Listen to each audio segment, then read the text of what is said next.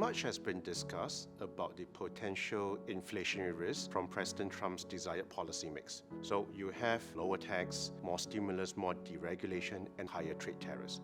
All these are positive for the US economy and will of course raise the cost of goods and services. These are of course inflationary. Now, because of all these risks, the odds are that it's going to be increasingly difficult for the US Federal Reserve to cut that much further. Now in Singapore, the strong growth momentum from 2024 will spill over into 2025, and this year being our Singapore's 60th birthday, we can expect a very supportive SG60 budget that is good for consumption, good for growth. The good news is, with inflation under control here, our local interest rates, SORA, will probably consolidate around current levels as well. Interest rates in the US and Singapore will stay sticky, and for investors, my advice is this: practice more risk management and make sure that you are not over-leveraged. Now, long-term US Treasury bond yields have continued to creep higher, above 4.5% towards the very sensitive 5.0% level.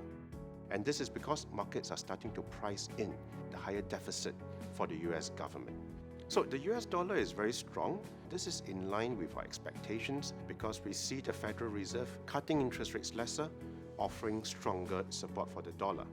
The dollar index has rallied strongly by about 10% from about 100 just before the US presidential election last September to current levels of around 110.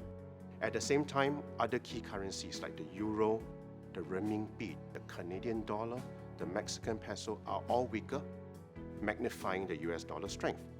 Now in ASEAN, our domestic economies are still very strong. Strong retail spending, strong demographics, strong FDI. But the trade tariffs will weigh on exports and weigh on our local ASEAN currencies. So with the strong US dollar backdrop, there is no place for the Singapore dollar to hide. Our local currency may also weaken to around 140 against the dollar. One interesting point is gold. Gold has been very strong despite the US dollar strength.